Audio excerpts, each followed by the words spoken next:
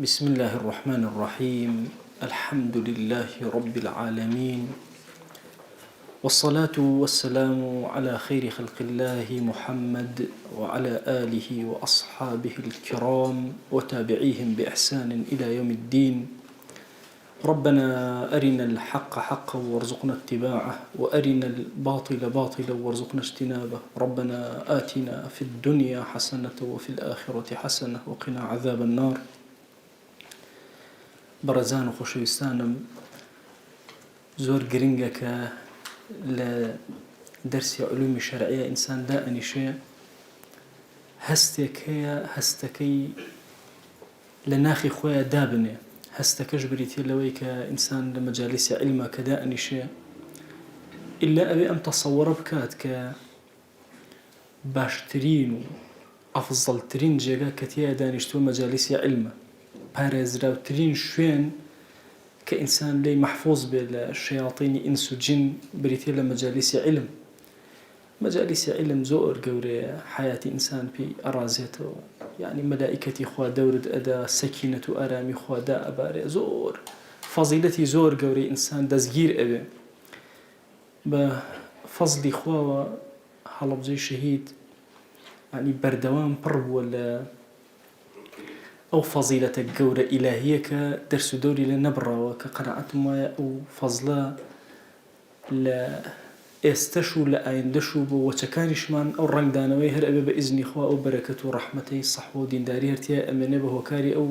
تعلیم و تەدریسەوە.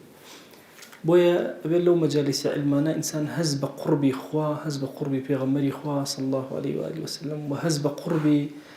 ڕۆحی هەزاران ئەولیا و یان با بڵێم ملیۆنەها ئەولیا و عولەمای زۆر گەورەی ئەم ئوممەتە بکات. ئێمە لە خزمەت کتێبێکی زۆر نایاب ژیان بەسەر ئەبەین کە ئەوێ لە عەبدایەتیەکانەوە هەڵمان کێشێ بەرەو قۆناغێکی نوێ بۆ مەنزیلەیەکی نوێ. هەموو ئەو عەبدایەتیانەی کە ئەیکەین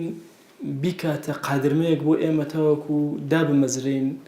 و بەرز بینەوە لە حوزوری خوایە جل جلاله. ڕاغبی ئەسفەهانی لە کتێبی الذەریعە إلى مەکارم الشەریعە ئێمە لە بەشی یەکەمە لە فەسلی یەکەمە کە باسی نمونەی دنیا ئەکات. لە نمونەی دنیاە سەرەتا هات باسی مرۆڤی کرد، مرۆڤی ئیماندار چەند گەورەیە لە ناو دنیا و باسی ئەو نورەی خۆی کرد جل جلاله کە لە ناو دڵی ئێمە تەسبیت بوو، کە ئەو نورەیە پرشنگ ئەدا سەرزەوی هەر هەموو ڕووناک ئەکاتەوە. ئەو نورەیە کە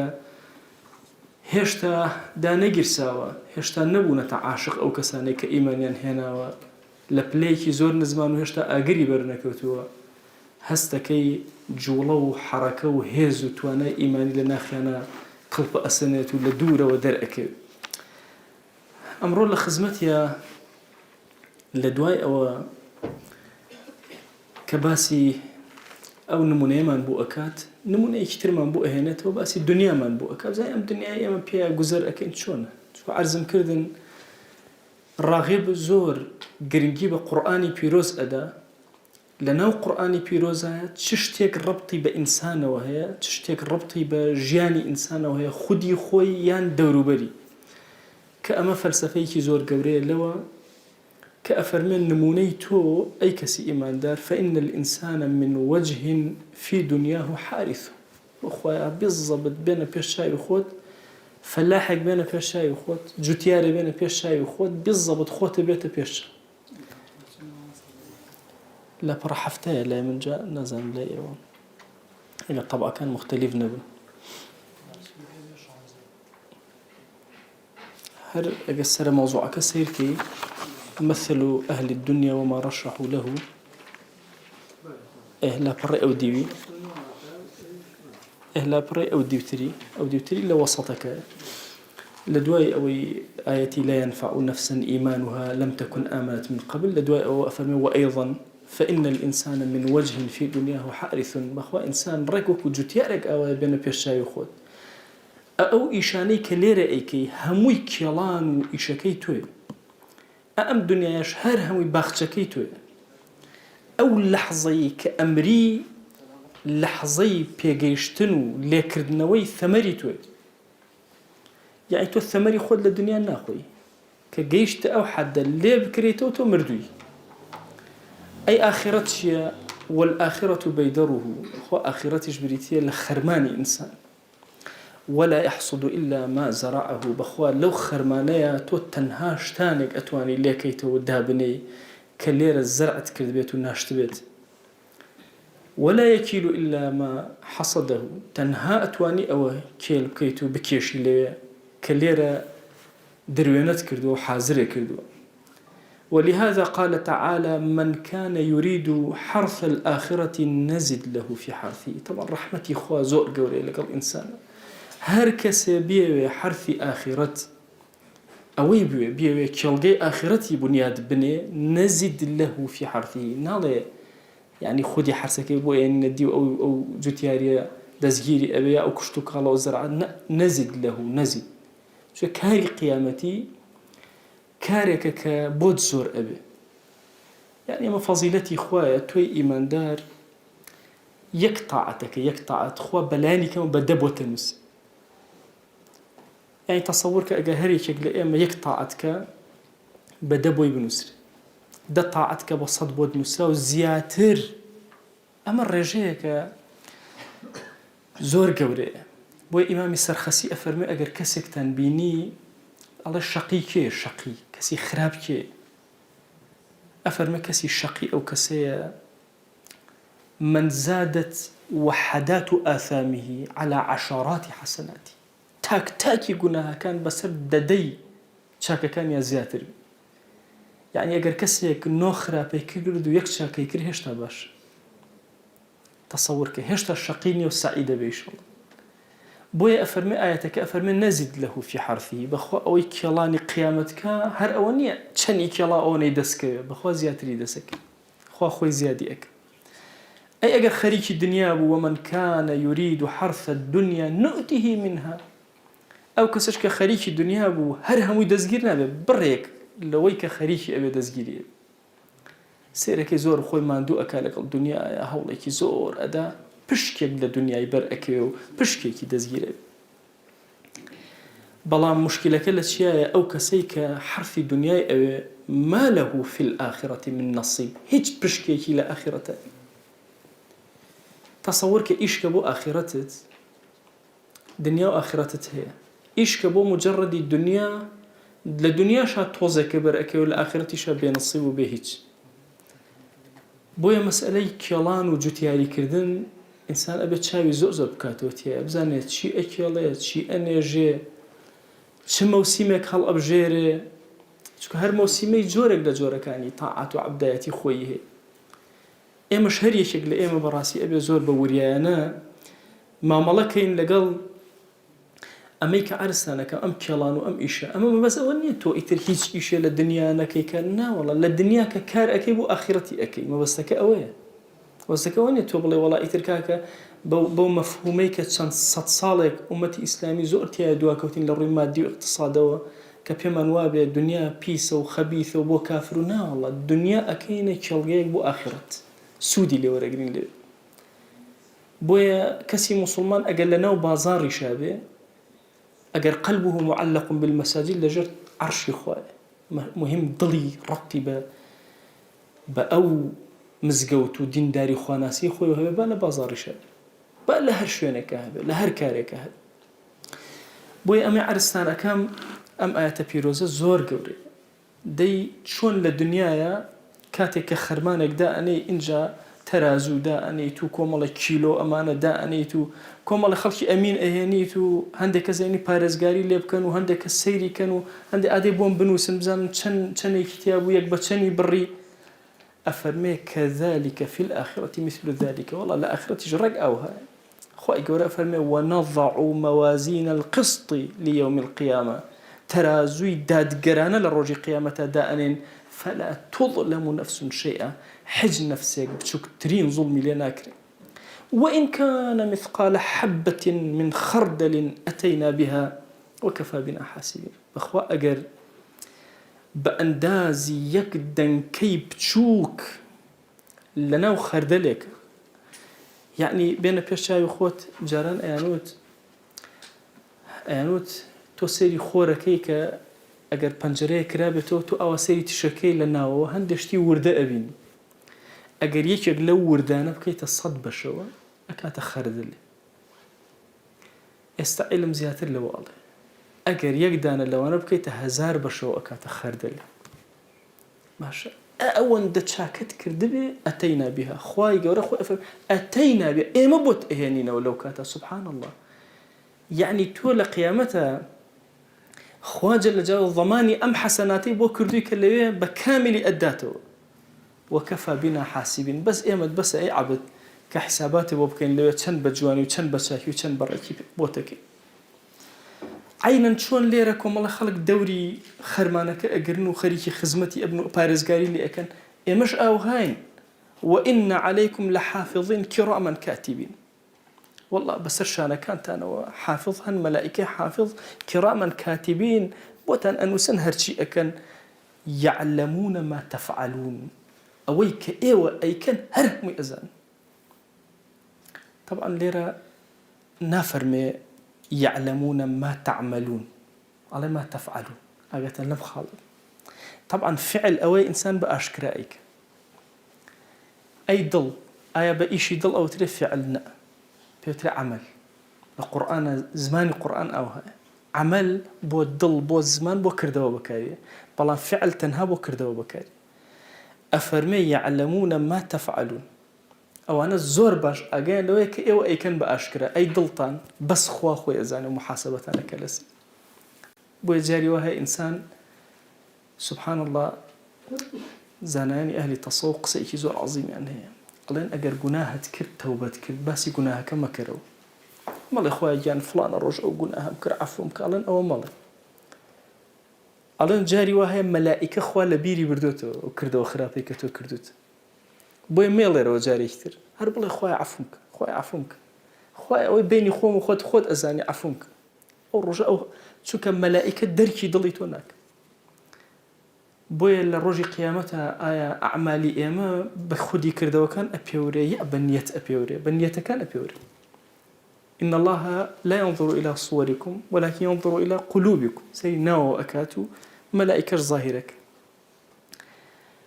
أي باشا شاهد من لم خرمانه أرى والله وجيء بالنبيين والشهداء وقضي بينهم بالحق پیغمبران عليهم الصلاة والسلام أهن شهيدان أهن سرتا لوان ودس بيك قضاوة إخوة جل جلاله إنجا پیغمبران شاهدين بسر إيما وصالحان علماء هم أمانة شاهدي أدن يعني وتصورتان وانا بمزقوتي كبير لمزقوتي كانوا شاهدي بوتونا ده بۆیە زۆر شیرینە ئینسانێکێک لە کارەکانی کە جێبەجێەکە ئەوە بێت لە هەر مزگەوتێکی نوێی بینی لە هەر کوێیەکە فریاکە و نوێژێکی تیا دوورکە نوێژی تیا بکە ئەم زەویە هەر هەموو بۆ ئێمە مەسجیدن وەطەهوورە ئەبێ زۆر ئاگامان لەو خاڵە بێ لە کوێ فریاکەوتی نوێژت تاعەتت دینداریت پڕی کەرەوە پڕ ئەم مەسەلەی پڕکردنەوە بە تاعەت و عەبدایەتی خواناسی زۆر گەورەیە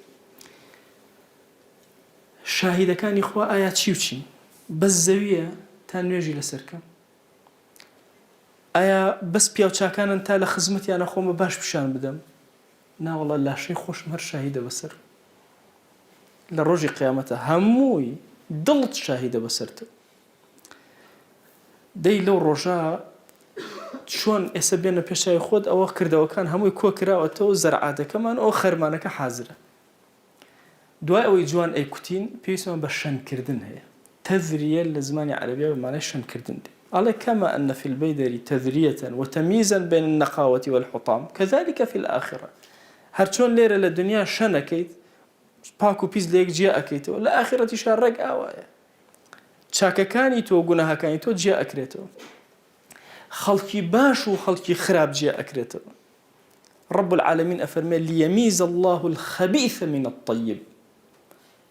خوای گەورە لە ڕۆژی قیامەتە پاک و پیس لە یەک جیا ئەکاتەوە باشی لەناو ئەو خەرمانەیەکەوە حساباتی لەگەڵا ئەکرێت ويجعل الخبيث بعضه على بعض پیسەکان طبعا يجعل الخبيث آية كردوكان أكا يا كافر أكا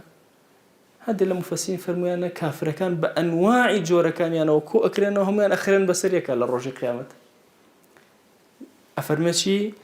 ويجعل الخبيث بعضه على بعض فيركمه جميعا يا كرد وكان أو أخرنا السريك يعني أنواع جوري كفر كهمان بخبيثنا وأبرن شكا مسلمان الطيب إيمان دار الطيب وأنش خبيث لسرية أو مفسرانا أفرمهم يا ابن كوميكي زور قورا فيجعله في جهنم هرهم يعني بيكو فرع ذات النوع أقر أولئك هم الخاسرون دبخوا بزأوا أنا خسارة مند كلام دنياتي نجيشتون بزانن كأم مزرعة بو آخرة وين زانيو مزرعة بو الدنيا ليرة إيمان دار بالطيب ناو نراوة كورة الطيب يعني باكي بون خوشي جوان أي توي مسلمان أبي طيب بي إن الله طيب لا يقبل إلا طيبا خواهي قورة طيب باكو تنها طيبي أبي دي توي إيمان دار بزانت شي أكيد شون خود قرج أكيد لروجي قيامتها خسارة من كيان كافران حاليا شون يعني شون يعني بير كرو اگر كسي خرابه كاري كان نتيجه حالي شون بآية قرآن بمن باسك أفرمي والذين كفروا أعمالهم كسراب بقيعة يحسبه الظمآن ماء حتى إذا جاءه لم يجده شيئا أم منبنا بيشاي خوتان الصحراء كي دور طبعا صحراء والدريا أم دوانا خور لناو أو يتدروا لنا خورو أنيش لناو أو أنيش لناو صحراشا لخولوا خور يتدروا هل لنا خولش أنيش تو حج برزاق نابيني نازانيش أم آية بيروزة سبحان الله مشهدك لمشهدك هاي الصحراء بشاني أمد طبعا الصحراء ورد بادا كان كخور لي أدا نيو الريان بركيك أدا لدورة وتواسيرك شبولج أدا واهستك أو رأك برو بيدي أفرمي سبحان الله أهلي كفر كاتك أمرن حاليا أو هاي أهو سيركن بخوا وهم كردوا جوانا أو شتانا كومان كردوا أو كي كأجن سري لم يجده شيئا طبعا أو كسيك إلى صحراء طبعا تونيتي برتاو أداها أجات السرقة قبلهم كأجات السرقة هيج أوي هيدزناك هيج هيدزناك لم يجده شيئا أفرمي بالضبط أو هاي كسي كافر للسرة مرقة هشتكي دزيرنا بدسي بطالة ودرج كسراب بقيعة أفرمي الأرض المنبسطة السهلة باشا دشتايكي تواو تخت لويا بالضبط وهستك أو بالأمر أدو أو كشي دزيرنا أفرمي لآياتي احترام مثل الذين كفروا بربهم أعمالهم كرماد اشتدت به الرياح خولميش بينا أولا دستا دي ورده بخير خواره وهواج لروجي زور هواي قايم وعاصف به تشيلي حرتي تشي نامنا بسريسو أفرمي بالضبط أو مثل الذين كفروا بربهم أعمالهم كرماد اشتدت به الريح في يوم عاصف لروجي كهواي زور قايمي هي لا يقدرون مما كسبوا على شيء رأكن أم وردان كوكنا وخولميش كوكنا بيان كونابته ذلك هو الضلال البعيد أو السرقرداني دوري سرقرداني كي زور دورك مالان كاولك بو إنسان إيمان دار أبي زور ضلي بو إيماني خوش به كحالي وكو حالي أمانا يان كافرو بيدين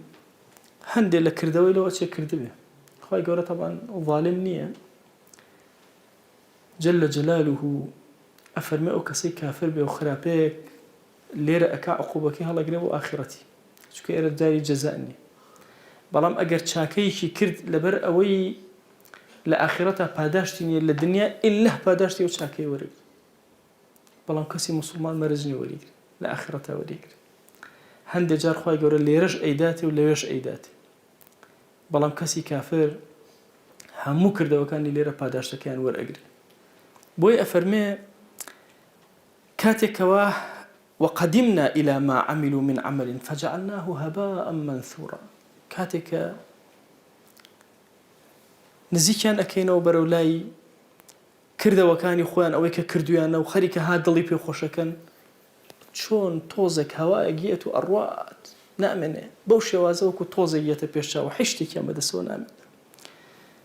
توزك يشكوا منثورا بلاو بيتو كحيتش بيناكري لقليا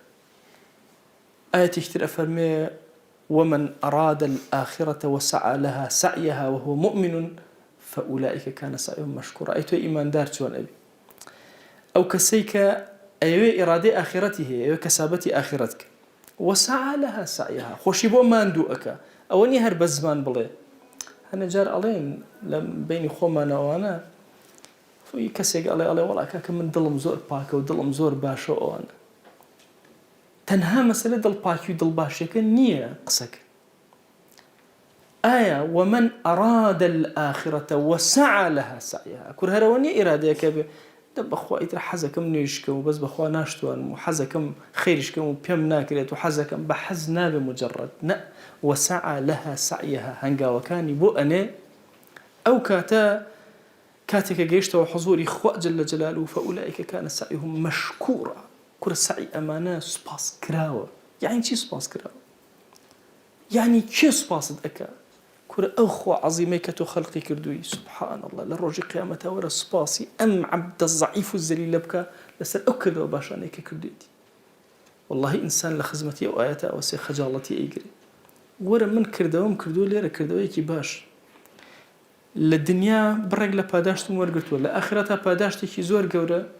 كتي خوا جل جلاله للرجي قيامته كان سعيهم مشكور ورا سباس كراو بي أم إشيك وأم كردو مانو أم ما ندوبوني كليرا بيني وما دي أفرمي راغب ومن عمل للدنيا خاب سعيه وبطل عمله تبوخو أو كسيب ودنيا إشكا هرچی کردویتی و مندوبونه که هموی لدزده هرچی کردوشتی بطال أبيته بوي خوي رب العالمين أفرمي من كان يريد الحياة الدنيا وزينتها نوفي إليهم أعمالهم فيها أو كسيك إيجبو دنياي أكا بو جواني كان دنيا نوفي يعني نعطيهم إليهم أعمالهم أو كردوية للدنيا باداشتا كان أدينا وهم فيها لا يبخسون بخوا للدنيا يكتوزي اللي كم ناكمو حرشا كيبكن بزياتر باداشتا ندمو كافر أقل لم آياتي يبقى زاني تصور أفرمو شو روشاكا أكا شو هرشاكا يبقى خوي قورا زور بكرمي خوي بباشتر باداشتي أداتو للدنيا لا ينقصون بهيش شوازة لا ينقصون يبدأ كان لكم نابتوا بزياتر أندات أولئك الذين ليس لهم في الآخرة إلا النار للدنيا هم مشتكيان بو كامل كراوة لآخرتها بزء قريان هي وحبط ما صنعوا فيها أويك كردوان للدنيا هم بطال بويا وباطل ما كانوا يعملون أويك كردوان هرهم باطل بوتوك وتائبهاتو دي إنسان كاتك خليكي بغداري أبيت أقرأ كام دار زور تشاك وبرهمي زور باشا وزور جوانا أو بنج ويسودي لي ورقر أفرمي أعمال دنيا أميكتو ابنو إشكي لبيناوي دنيا طبعا إشكي لبيناوي آخرته بالدنيا جاوز اللوي إشكي بآخرتي خود بو دنيات لا إنساني مسلمان إيش كان كأكال برخاتي دنيا نايكا هم إيش أخوي لبيشة أفرمي روايتك أفرمي نيوان كافر ومؤمن شيء يعني الله فرق للنيوان أنا أمن الكافر ينظر إلى النعم كافر بس سري نعمتك أنك ميرو لي أبيني ما شاء الله تنجوان قول لك أبيني أي هاوار تنجوان سيوة أبيني أي ما شاء الله لم سيوة باشا خودي اشتكى أبيني تشجي تامي خوجو ماشي بس توي إيمان دار هر يكيق لما أنا أبيني خوا جل جلاله هست بي أكيت ودرك بي أكيت جمالي أو أبيني لم رجعنا لكم دوسيكا أولا سفريك دانش تبوين وتي كورا أريبو باسي الشير نكين هاو تمزا قيسيكا بأم بياني باسي الشيرك وتي باشا آخر شير توتي أرى چند جور پنير و چند شريكة إيشكا لسر شير و پنير أنواعي پنير وتي ديگا پنير لابا ورا أنواع جوري الرون دروسك كورا لو لابا ورا أنواع جوري ماس يعني وتي ورا بس بير كرا ولا شير چي داوا يعني بإنسان إي باش أنواع الشيركة شيري قامش كومالا شد دروسك هي مرشتيكي تري يعني سبحان الله نازاني تصورناكي بس لشير أمها مشتبه من عطاكر زور زيادة لو شد أبي عطاك يا عبد دي تصورك لأنه قوانا كاتوني بيليرا توز الشيء خلقك وأمها مشتبه بكري باش الصاحبي أم جوانك رب العالمين الناكر إلى آخرة أم بكات الدرياك بكات النهرك والربارك وبردمتو يا برو بهم مواصفاتك يعني أو ده صلاتي اللي راها بين لنا وجوانك بتشوكا أما يكرد به هي أبي الآخرة ده صلاتك خوتي بشان أداء خوي بشان أداء أبي تشجور أبي ده صلاتك بوي أفرمي وكسي أعمال الدنيا كباخك يعني أقرب باشترين شدة أي باش أجر كسيك به حرتشتي خرابة بينيرجي خلق شي بيلا حل الدنيا بيلا بخوا بيها بعقل كورة هنجيري ناجبة خلقناها وداري نازان حرتشي ناجبة خلقناها ومثل هرتشتي زر وخراب وناشت كشتي واناك للدنيا أفرمي أعمال الدنيا كشجرة الخلاف شجرة خلاف لزمان عربية بداري توز أو تري لازم خوان بنا قلم توز وابسن طبعا اشتيكي أقري فعلا الله يتوزى بلا بيته أفرمين بالضبط وكو أمواي بل كالدفلة يا دفلي أفرمين وكو تشي واي وكو جالة واي وكو كاسي بس جالة بنيجي والحنظل كاسي كالا كمارانا بنيجي بس كالا كمارانا بنيجي باخي قورة دوس قال لك كالا كمارانا لا جالة لا قلم توس الله في الربيع يرى غض الأوراق كل البهارة جوانيان أبينه بلام كاتك وأيوة كويكات وحصادك حكي دزناك شيبكا شي بريتنا وخرمانك حكي تاني وإذا أحضر مستناه البيدر لم يفدنا إلا حتى أجر هولي دا أويك ليك وكرده وهموه أنا بردي لنا خرمانك قوريا دانا هيج سودك لي ورناقري ومثل أعمال الآخرة كشجرة الكرم بلام أما كاروباري الدنيا أوها طبعا للروي الطبية وهند السود لو دارانا ور أجيري بلام للروي غذاء وإسفادين لناكر أفرمي لآخرتي أعمال آخرتي وكو داري ميوايا وكو داري خرماوايا طبعا أمدو دارا دي قد بدن خدي دارك خوي جواني توصيري داري خرماكا طبعا كأتي وجنوب جاري وها لو صحراء لبرد داري أبيني وكو شاخي شيطان برز وتو باش بري برجيه لسر وحج ديمانكي جواني يا داري ميو أبيني أمهم وبيتشي وخواري ولاري جمالك تان أبيني لقل أمايا أفرمي المستقبح المنظر كتو سيريكي جواننا يتبيشاو بتابتي لزستانا كتو سيريكي حد داري لارو قروا أو أنا حجنا بيني فإذا جاء وقت القطاف والاجتناب بس كاتي اللي كردنوا أفادتك زادا سودي اللي ورقلي خرماش وتريش أكريوك وتيشي وادخرت منها عدة وعتادا أتواني سودي بفريكي اللي ورقلي بوشكرنا واللي ورقلي بكي تقوتي خوي قوري إشارتي بو أما كردوا نمونشي بو أما يبو هنا ينتو لقرآن أفرمي ضرب الله مثلا كلمة طيبة كشجرة طيبة كوري يقو شي باش كالزماني تويت وكو داريكي تشاكو باقوال وكو داري ميوكوال لو أشي كسي بالله كوري أم صوتت شي وهات الدروا طبعا ما رحمتي إخوايا أمهم الصوت لقرب ما نوعي هريكي بزماني قصاك هريكي ليكتريش تيجي وستايك ودوكري كارم هبون دوكري كاركش وستاكش كرولال چەندی منێکی زۆر جوانیان ئەهاتە پێش چاوم طبعا وەستاکەیان جلێکی زۆر جوانی لەبەرا بۆ یەک چەکوشی پێ بوو ئەوە دیقەتم ئەدا ئەهات بەس ئەگەڕا بەسەرا لەگەڵ هەرێکێکیانە ڕوویتی ئەکرد بڕێنی ئەکردوانە ئەو یەکسەر ئەهات ئیشەکانی ڕێیە کردەوە مش لێ وەسام هیچ حاڵی نەبوو مزگەوتی شافعی قاتی سەرەوە دروستەکە بەس دیقەتی ئەم پیاوم ئەدا هیچیش خۆی پیس نەئەکرد بەس سەرپەرشتی ئەوانی تری ئەکرد و دووسێ چەکوشی ئەوەشان و خۆی تووڕە ئەکرد و شتی پێ ئەوتن احتمال بوو جوێنیان پێ با احتمال بڵێ ئەوە چاکە من هیچم حاڵی نەبوو بەس سێرم ئەکرد بە دەموچاوی ئەمزانی ئەوانی تر بە گوێیان ئەکرد دەوتم ئەمە چییە وتیانەوە برا گەورەکەمانەوە وەسای هەمومانە ئێمەش هەر وەسان نیو بەس نیوە وەسان لەبەر دەستی ئەوە دوای پرسیان وتیان وەڵام ئەمانە بران پێکەوە ئیشەکە خۆی تووڕە ئەکرد ئەوە ئەکردی و ئەو وا لێ بکەن من هیچم حاڵی نەبوو بەس ئەمزانی یەکی ئەچوو تەختەی ئێهێنا یەکی ئەچوو شتی بۆ هێنا یەکی چیمەنتۆ هێنای کردە بەینەکە ئەمزانی وەڵحاڵ حاڵی ئەکردن ئەمە سوبحان الله ئەگەر ئێستا ئەم کەڕولاڵە هیچ لە ئێمە حاڵی نەبێ ئەویش وا لە من تێ ئەکا ئەڵێ باشە ئەوە باسی چیەکە حەل لە خۆی ئەم سەوتەیەتە دەرەوە ئەوە إمام الشوكاني قصيكي هي قصيكي زور عظيمة لكتاب إرشاد الفحول، كتابك عظيمة لأصول فقه. أفرمي سبحان الله أجر رحمتي إخوان به صوتي بوقك وإنسانك روكويك صوته درجة كشي أميان مفهمة أميان غير مفهمة أويان إما تينا أجر أويان تي أجر أويان أزانين خو إنسان شون هول أدا زماني ترفير به أجر هول با زماني أجل الله كان يشفير به أكرر لنبراتي صوتي أوانش حالي به خو أجر إما زور لك الكرولا لك بجين احتمال الأخيرة لزماني تبقين بزانين باسي شيء أكا داوا لإمش كابوي جيبجيك بزانين هري شكل إما أو كلمة طيبة وجوانيك لزماني يتدروك أو دار طيبة واي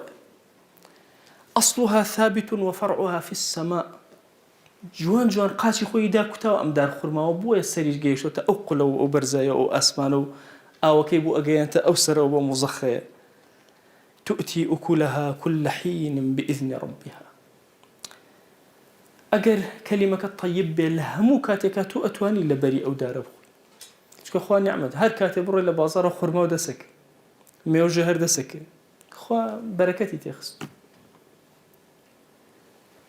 أفرميه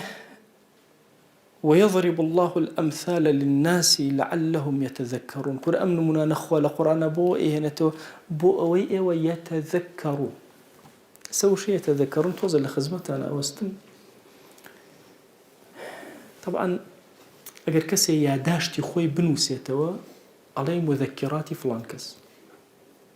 باشا أوشتاني كبيري كوتوتو نايلين مذكرة أوشتاني كبيرت كوتونتوا باش أو يتذكرون خو باسي شيء يعني باسي أوشتاني كمن بيرم كوت يعني أما أصلي كهي للاي خوتا لناخي خوتا قرآن أيوة تشيبكا أيوة بيرت بخاتا وجاري كتر دروست كاتا وجاري كتر كوابو داري طيب وكلمة طيب بيكوا أو كلمة جواني كالزماني تو يتدروا وكو أو همو كاتا نفعي خوي أدا بويا لقصي خير نترسي لموقعك شي نترسي مهم أوي زور بجواني كلمة كأداك طبعا أما تؤتي أكلها كل حين بإذن ربها بس خوا إذنها بالله مكاتك سودي خوي أجيني بوي قد إنسان نترسي لويك بيامك خوا أجيني وتأتي كلماتك زاني خيرة بجينا هم مكات النفع خوي أدا خو احتمال استأم قصبو أم كسب كي سودي لور نجري بلام لمستقبل هر سودي لور نجري شوك أما الرجل لرجان أمانته ولا لا أما خزن أكري أما قوته أما خواردنا لا أمانته أي كلمة خبيثة لقيامتي شهر أو هي أمانته بوت أو كلمة أمانته ترج قيامة بوت أي ومثل كلمة خبيثة وشيء خراب كشجرة خبيثة وكدارك خراب وهاي اجتثت من فوق الأرض ما لها من قرار باشا لسر الزوي هل أتوقع هج أساسي كينية بويا زورز وفاسد أبي علماء عندك زور لمفسرين فرميان أما داري قوزة شو كهج إثباتات كينية شتي كينية بسر زوي نأوي خوي بو خوي راقري نأوي كمال الرجل رشالي باشي أبي خوي دابوكته هج بجاش حسابه لصنف أوانج حسابه بالشجرش حسابي أكين كتيه سودي كيد أفرم كلمة خبيثة أوي أما أشتي كتير بأمي مسلمان الله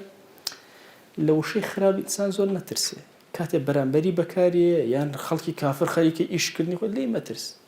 بنما إني هر أفوتي صدقا فكر هبون هر هبو يدجأتي ديني عن كردوتشي هم يفوتاون باشا اجتثت من فوق الأرض ما لها من قرار هيج هرون أو كل يبرق قوزك وش كذي هنديك تفرمي أنا أم شجرة خبيثة وكو أو جورا لقارش كانوا وهاي كبيسن كإنسان إسفادين لنا كجهراوين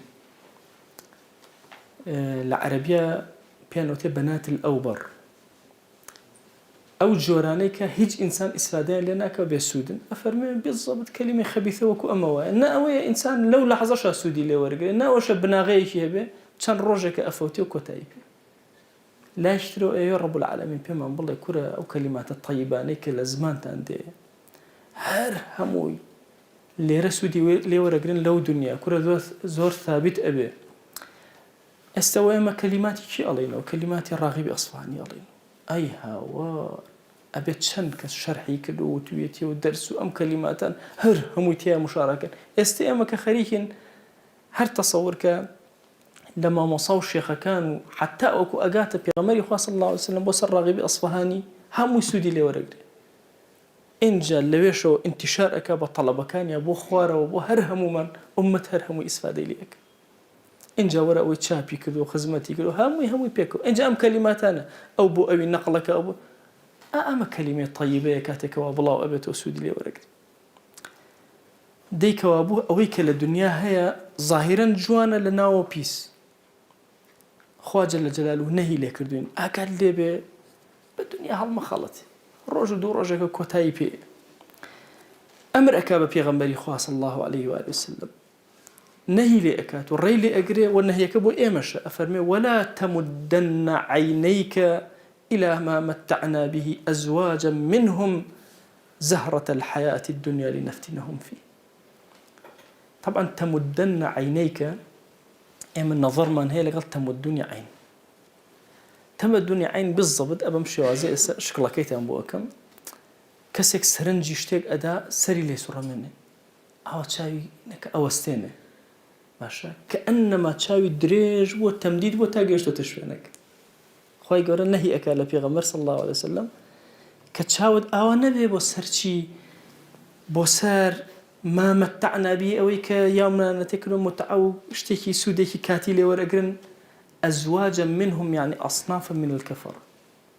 عندي يشفر من أزواج يعني دودو بيمان داون ولا الزوجة وهاتوا عندي يقول نبى معناه أصنافا يعني أصناف يكي زور لكفرة أنواع وأشكال من بيداون عندي يفرمونا والله لهمو نعمة الدودو بيمان داون زياتر من بيداون لو متاع كمي دنيا زهرة الحياة الدنيا أما زينتي جياني دنيا بوشي بيمان داون لنفتنهم فيه بو امتحان يعني كنتي بلان ورزق ربك خير وأبقى كرشتيكي تر هي غير أمي الدنيا هرهمو رزقي خوايا جل جلاله خير وأبقى أمانته كامية أويك لذكر أوراد خواناسي وطاعة وعبداتي تخريشي هرهمو أما رزقي خوايا توزع وتوبرتك وتؤنيتي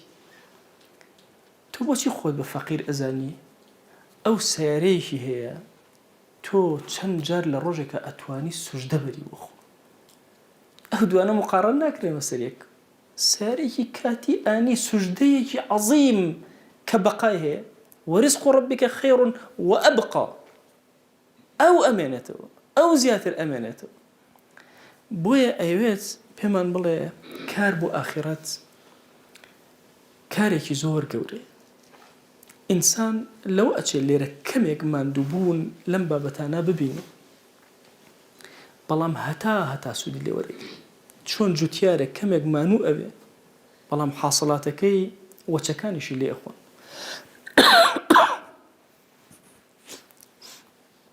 دارێک هەیە لە بیارە کۆتا قسم لە خزمەتانە کەوتۆتە خاکی هانە گەرمڵەوە هی خانەقای بیارێ دارگوێزێک یەک دارگوێز طبعا باخەکەی خانەقای بیارە هەر هەمووی ئەدەن بە ئیجار ئەو تاقە گوێزە بە تاقی تەنها ئەو گوێزە بەقدر هەموو باخەکەی گوێزەگری هەموو ساڵەیتر مەشهورە ئەبێتە کێشە لەسەری گوێزەکانیشی زۆر جوانە ئەو بە تاقی تەنها لە ناو باخەکە لەو ناوەڕاستە بەجێ ئەدرێ هەموو جارە ئیتر منافەسە ئەکرێ و خەڵک هەتاوەکو ئەیگرن پێچێ بە ساڵیشە ئیتر باسیەوەکەن جاریوا بە 500,000 گوێزی داوە زیاتری داوە وەلحاڵ خەیر و بەرەکەتێکی زۆر گەورە لەو دارە هەیە بێنە پێش چاوی خۆت ئەم دارە بێنی بە کاڵەکە مارانە بیگۆڕیتەوە ئەمە بێنە پێش چاوی خۆت دەی لە بەرامبەرە وەرە ئەو هەموو جەماڵی خوا جەل جەلالوه ئەو هەموو بەقایی خوا جەل جەلالوه بێنی بە شتێکی بچووک بیگۆڕیتەوە ئەمەی کە ڕاغب پێوتین والله تعالى يؤيد بفضله من يشاء وهو الباري الأخير أم كلمات أنا من في الله خوا خوي بفضل وجوري خوي هر يشغل عبد كان كأوستي لسنة تأييدك كتوي تأييد كردو بو دين زور سباس رب العالمين لسرك کە ئەوێ بەرەو خێرێکی زۆر گەورەی هەتایی بدو. یا ئیلاهی ئێمە ئەم شەومان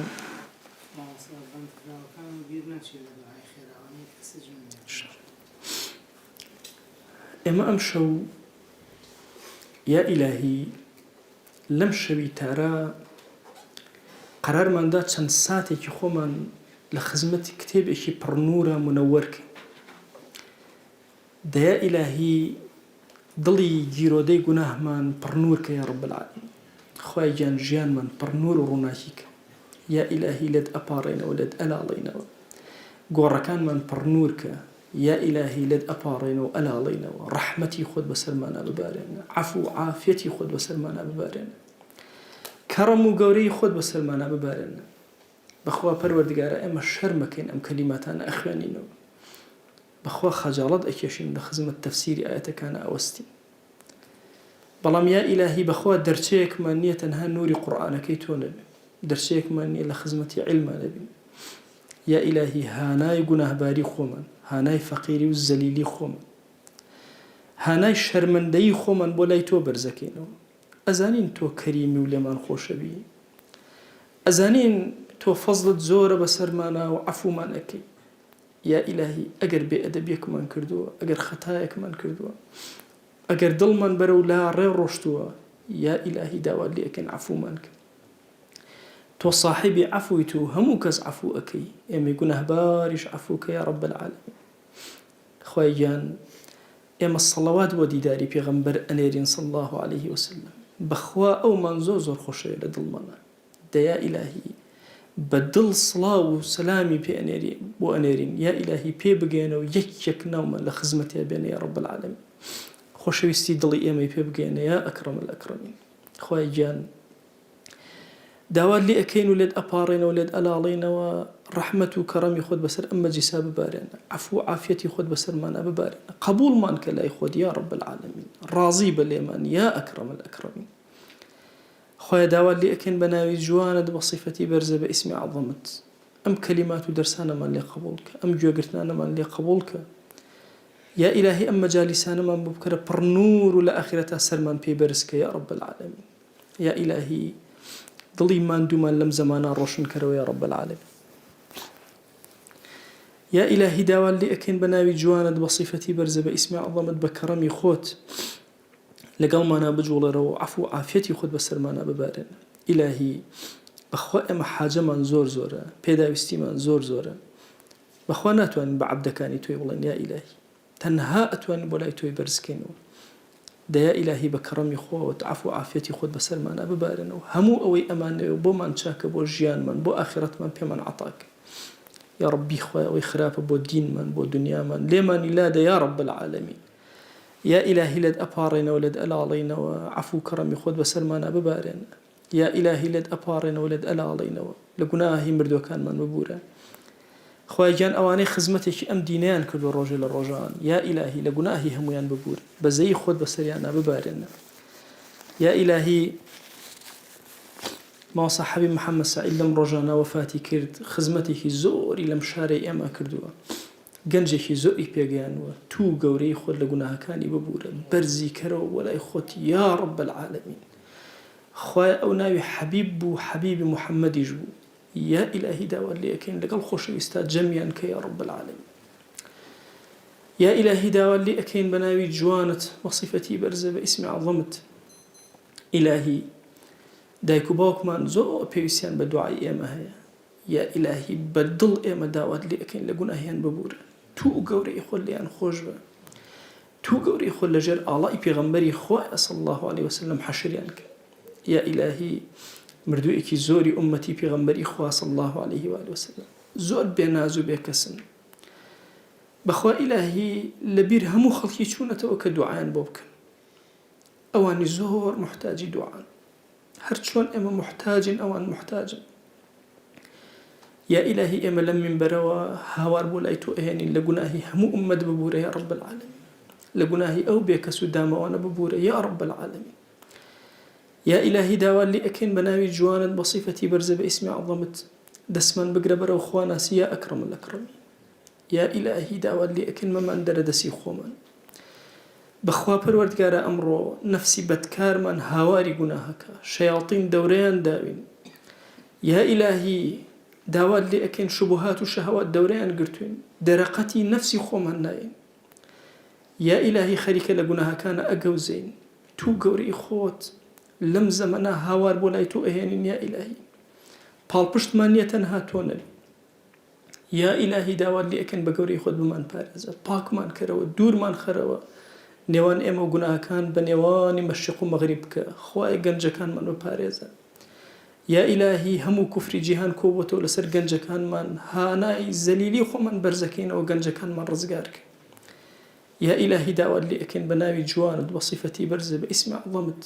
پەروەردگارە ئێمە سەعادەتێکی دینیمان هەیە خوای ئەیانەوێ سەعادەکەمان لێ تێک بدەن